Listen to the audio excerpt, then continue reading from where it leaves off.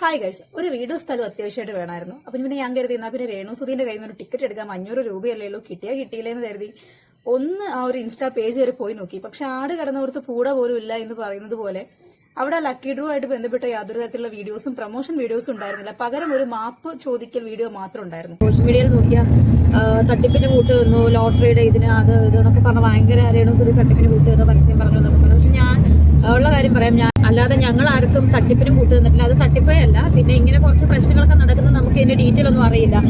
ഇങ്ങനെ lottery, lucky star അങ്ങനെയൊക്കെ കുറെ പ്രശ്നങ്ങൾ നടക്കുന്നത് നമുക്ക് അറിയില്ലായിരുന്നു. ഇതിങ്ങനെ അറിഞ്ഞപ്പോൾ തന്നെ ഇത് പ്രശ്നമാകുമെന്ന് അറിഞ്ഞപ്പോൾ, ഇത് കുറെ പ്രശ്നമാകുമെന്ന് അറിഞ്ഞപ്പോൾ തന്നെ ഞാനാണേലും പ്രതീക്ഷയുള്ള ഞങ്ങളുടെ പേജിൽ നിന്ന് അത് കൊളാബ് ഞങ്ങൾ കളഞ്ഞതുമാണ്. അപ്പൊ ചെയ്തത് തെറ്റാണെന്ന് രേണുസുധിക്ക് മനസ്സിലായി. കാരണം ഇല്ലീഗൽ ആയിട്ടുള്ള ഒരു സാധനം പ്രൊമോട്ട് ചെയ്തിട്ട് പുള്ളിക്കാരി സ്വയം സെലിബ്രിറ്റി എന്ന് പറഞ്ഞുകൊണ്ട് നടക്കുന്ന ഒരു ടീമാണ്.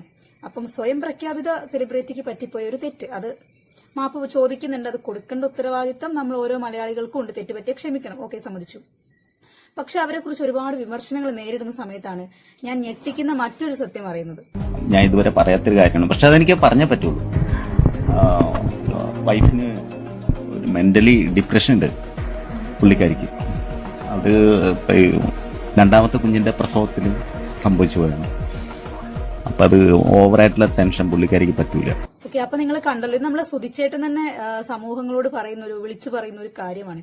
ഇത്രയും സംഭവം നമ്മൾ അറിയാതെയാണ് ഇവരെ ഇങ്ങനെ വിമർശിച്ചുകൊണ്ടിരുന്നത് എന്ന് വേണമെങ്കിൽ പറയാം. ഇനിയിപ്പോ നമ്മൾ കൂടുതലായിട്ട് അവർക്ക് ഒരു സ്ട്രെസ് ഒക്കെ കൊടുത്ത് വീണ്ടും സോഷ്യൽ മീഡിയയ്ക്കും യൂട്യൂബിനൊക്കെ സ്വൈര്യക്കേടാവുമെന്ന നിലയിൽ നിൽക്കുന്നത് കൊണ്ട് തന്നെ നമ്മൾ രേണുസുധിനെ കുറിച്ചുള്ള കണ്ടന്റ് കുറച്ച് മാറ്റി പിടിച്ചാൽ കൊള്ളായിരിക്കും എന്ന് എനിക്കൊരു സജഷൻ തോന്നുന്നുണ്ട്. അല്ലെങ്കിൽ അവർ ഉരുളക്കുപ്പേരി പോലെ എന്തെങ്കിലും ഒന്ന് കാണുമ്പോൾ അത് എങ്ങനെയെങ്കിലും ആ ഒരു കണ്ടന്റ് ആക്കി എടുക്കുക എന്നല്ലാതെ ആ ഒരു വിഷയം ഒന്ന് മാറ്റി നിർത്തിയിട്ട് ഇറ്റ്സ് ഓക്കെ, വേണ്ട, ഒഴിവാക്കി വിടാം എന്നുള്ളൊരു മെന്റാലിറ്റി അവിടെ ഇല്ല. പറച്ചില് മാത്രമേ ഈ ഡയലോഗ് അവർക്ക് വരുള്ളൂ.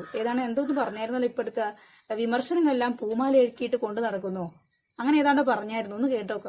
മക്കളെ, രേണുസുധി ഇപ്പൊ അടങ്ങിയിരിക്കുന്നതിനത് ചെയ്ത് എവിടം വരെ പോകും നോക്കട്ടെ. നിന്റെയൊക്കെ ആരോപണങ്ങളും നിന്റെയൊക്കെ എന്തിലും വീഴുന്ന ഒരാളല്ല രേണുസുധി. രേണുസുധി നിങ്ങളാരും പഠിച്ചിട്ടില്ല. ആരോപണങ്ങളും ഈ നെഗറ്റീവ്സും ഒക്കെ രേണുസുധിക്ക് വെറും എന്താ പറയാ, എന്താടി ഓരോ പൂച്ചെണ്ടുകളായിട്ട് ഞാൻ സ്വീകരിക്കുന്നു. ഓക്കെ, അപ്പൊ അറിയാത്ത രേണുസുധിയെ എല്ലാവരും അറിഞ്ഞല്ലോ. വിമർശനങ്ങളെല്ലാം പൂമാലയാക്കി കൊണ്ടു നടക്കുന്ന രേണുസുധിയുടെ ലേറ്റസ്റ്റ് ഒരു ഇന്റർവ്യൂ ഞാൻ നിങ്ങൾക്ക് കേൾപ്പിച്ചു തരാം. അതിനകത്ത് നമ്മൾ അതുൽ ബ്രോന്റെ കുറ്റി അടിച്ചു പൊളിക്കുന്നു. എന്റെ അമ്മോ, ഈ ഗുണ്ട വിനു എന്നൊക്കെ പറയുന്ന പോലെ രേണുസുധി ഒരു ഗുണ്ട രേണു ആയി. സോഷ്യൽ മീഡിയ എല്ലാം കൂടെ രേണുസുധിനെ ഒരു ഗുണ്ടി ആക്കി എന്ന് വേണമെങ്കിൽ പറയാം. വേറൊന്നും കൊണ്ടല്ല, അവരിപ്പം ഭയങ്കര വയലൻസിന്റെ ഒരു സ്റ്റേജിലോട്ട് വന്നുകൊണ്ടിരിക്കുകയാണ്. പറയാൻ പറ്റത്തില്ല, അവർക്ക് അവരുടേതായ മെന്റൽ ബുദ്ധിമുട്ട് കാര്യങ്ങളൊക്കെ ഉള്ളത് കൊണ്ടായിരിക്കാം ഇങ്ങനെ പെട്ടെന്ന് സ്ട്രെസ് എടുത്തിട്ട് ഇങ്ങനെ എല്ലാ കാര്യങ്ങൾക്കും തൊട്ടേനും പിടിച്ചതിനൊക്കെ ഇങ്ങനെ പ്രതികരിച്ചുകൊണ്ടിരിക്കുന്നത്. ഇനിയിപ്പം അത് മനഃപൂർവ്വം കണ്ടന്റിന് വേണ്ടി ചെയ്യുന്നതാണോ എന്നും അറിയത്തില്ല, നമുക്ക് നോക്കാം. പക്ഷെ എനിക്കൊരു സംശയമുണ്ട്, ഇങ്ങനെ ടാബ്ലറ്റ്സ് ഒക്കെ കഴിക്കുന്ന ആൾക്കാരെ ബിഗ് ബോസിൽ എടുക്കൂ. കാരണം ഇത്തരത്തിലുള്ള ഷോ ഓഫും കാര്യങ്ങളൊക്കെ ബിഗ് ബോസിലൊക്കെ കയറാൻ വേണ്ടിയിട്ടൊക്കെയാണ് പുള്ളിക്കാരി മെനക്കെട്ട് കാണിച്ചുകൊണ്ടിരിക്കുന്നത് എന്നാണ് സോഷ്യൽ മീഡിയ ചർച്ച ചെയ്യുന്നത്. എല്ലാരും അല്ല, 2-3 യൂട്യൂബേഴ്സ്, രേണുസുധി വൈറലായി. ഓക്കെ, അവള് എവിടെ ചെന്ന രേണുസുധി ഒരു അത്യാവശ്യം വലിയൊരു നിലയിൽ സുചേട്ടന്റെ ആ ഒരു വൈഫ് എന്ന നിലയിൽ ഓടി വന്ന് തന്നെ ആൾക്കാർ സ്നേഹിക്കുന്നുണ്ട്, സെൽഫി എടുക്കുന്നുണ്ട്, ഒരുപാട് വർക്കുകൾ കിട്ടുന്നുണ്ട്. ഇതൊക്കെ കണ്ടപ്പോ നിന്റെയൊക്കെ കണ്ണിക്കടി കൊണ്ടല്ലേ നീയൊക്കെ ഇപ്പം രംഗത്ത് വന്നേക്കുന്നത്? അല്ല, സുചേട്ടനുള്ള സ്നേഹം കൊണ്ടാണോ നീയൊക്കെ രംഗത്ത് വന്നേക്കുന്നത്? കാര്യം പറയാനുണ്ട്. കാരണം രേണുവിന്റെ മാത്രം ഇന്റർവ്യൂ എടുത്തെടുത്തേ എല്ലാരും ഞങ്ങള് ഫാമിലി മൊത്തമായിട്ട് ഇപ്പൊ ആത്മഹത്യയുടെ വക്കില്ല. ചേട്ടാ, ഞങ്ങൾക്ക് പറയാനുള്ളതും കൂടെ എന്ന് കേൾക്കണം. നമ്മുടെ രേണുസുധീന്റെ ചേച്ചിയാണ് കേട്ടോ. മണ്ണും ചാരി എന്നവൻ പെണ്ണും കൊണ്ടുപോയി എന്നുള്ള അവസ്ഥയാവരുത് കേട്ടോ അവസാനം രേണു. പുള്ളിക്കാരി 4 റീച്ച് കിട്ടാനും ക്യാമറ അറ്റൻഷൻ കിട്ടാനും ചുളിവിലൊന്ന് ആ ഒരു സെലിബ്രിറ്റി എന്നുള്ള രീതിയിലോ അല്ലെങ്കിൽ വേറെ ഏതോ ഒരു ലൈൻ പിടിക്കാൻ വേണ്ടിയിട്ടാണ് ഇപ്പൊ ഈ ക്യാമറയുടെ മുമ്പിൽ വന്നിട്ട് ഈ ആത്മഹത്യാ ഭീഷണിയും പ്രഹസനവും ഒക്കെ. കാരണം നിങ്ങൾ സോഷ്യൽ മീഡിയ കാണിക്കുന്ന ഓരോ പൊട്ടത്തരങ്ങളും കാര്യങ്ങളും ഒക്കെയാണ് ആളുകൾ എടുത്തു വെച്ച് ട്രോളാക്കുന്നതും റിയാക്ഷൻ ചെയ്യുന്നതും ഒക്കെ. റിയാക്ഷൻ വീഡിയോസ് ചെയ്യുന്ന ആളുകൾക്ക് അവർ ചോദിക്കുന്ന ചോദ്യങ്ങൾക്ക് വ്യക്തമായ ഒരു മറുപടി നിങ്ങൾ കൊടുത്തിട്ടില്ല എന്നുള്ളതാണ്. ഉരുണ്ട് കളിക്കലും ഭീഷണിപ്പെടുത്തലും ഇതേമാതിരി വിക്ടിം കാർഡ് ഇറക്കലും ഒക്കെ തന്നെയാണ് നിങ്ങൾ ചെയ്യുന്നുള്ളൂ. അല്ലാതെ വ്യക്തമായ ഒരു മറുപടി കൊടുക്കുന്നില്ല. അത് കിട്ടിക്കഴിഞ്ഞാൽ അധികം ആളുകളും മിണ്ടാതിരിക്കും. പിന്നെ ഇവിടെ വന്നിട്ട് ഞങ്ങളെ സമാധാനം കെടുത്തുന്നു, ആത്മഹത്യയുടെ വക്കിലേക്ക് എത്തിക്കുന്ന തരത്തിൽ യാതൊരു തരത്തിലുള്ള ഡിസ്കഷൻസോ കാര്യങ്ങളോ അല്ലെങ്കിൽ ആരോപണമോ നിങ്ങൾക്കെതിരെ ഇതുവരെ വന്നിട്ടില്ല എന്നുള്ളതാണ് ഞാൻ കണ്ടുകൊടുത്തോളം മനസ്സിലാക്കുന്നത്. ആളുകൾക്കറിയാം നിങ്ങൾ ചെയ്യുന്ന ഓരോ കോപ്രായങ്ങൾക്ക് നിങ്ങൾ ആളുകളെ വിമർശിക്കുന്നു. നിങ്ങൾക്ക് എപ്പോഴും ഇന്റർവ്യൂ ചെയ്യണമെങ്കിൽ സുധിച്ചേട്ടന്റെ ഫോട്ടോ പുറകിൽ വേണം.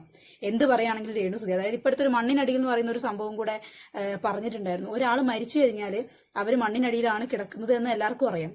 പക്ഷെ അവിടെ യൂസ് ചെയ്യേണ്ട ഒരു മര്യാദ ഉണ്ട്, ലാംഗ്വേജ്. ഒരാൾ മരിച്ചു കഴിഞ്ഞാൽ ചത്ത് മണ്ണിന്റെ അടിയിൽ കിടക്കുക അല്ലെങ്കിൽ മണ്ണിന്റെ അടിയിൽ കിടക്കുന്നത് പോലെ ആവണം, രേണു അതേപോലെ പോകണമെന്നൊന്നും പറയുന്ന അത്ര ശരിയായ ഭാഷാ ശൈലികളല്ല.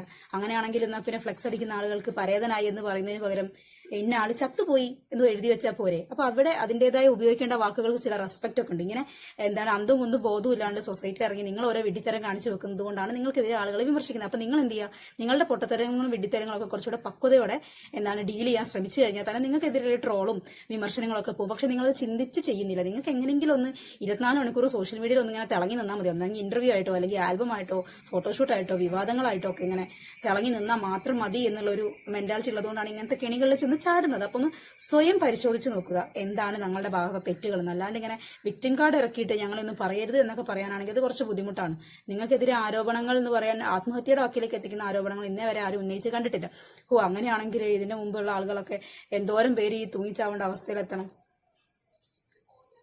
എന്താണെങ്കിലും നമ്മൾ യഥാർത്ഥ മാടമ്പള്ളിയിലെ മനോരോഗിയെ തിരിച്ചറിഞ്ഞ സ്ഥിതിക്ക് സോഷ്യൽ മീഡിയയ്ക്ക് സ്വൈര്യം കൊടുക്കാതിരിക്കാനുള്ളൊരു വകുപ്പ് വെക്കാതിരിക്കാൻ വേണ്ടിയിട്ട് സോഷ്യൽ മീഡിയ കുറച്ച് സ്വൈര്യം കൊടുക്കാൻ വേണ്ടി രേണു സുധീനെ കുറച്ച് മാറ്റി പിടിക്കുന്നതായിരിക്കും നല്ലത്. അവരവരുടെ ആ ഒരു മെന്റൽ സ്റ്റേജിൽ നിന്ന് പുറത്തോട്ട് വരട്ടെ.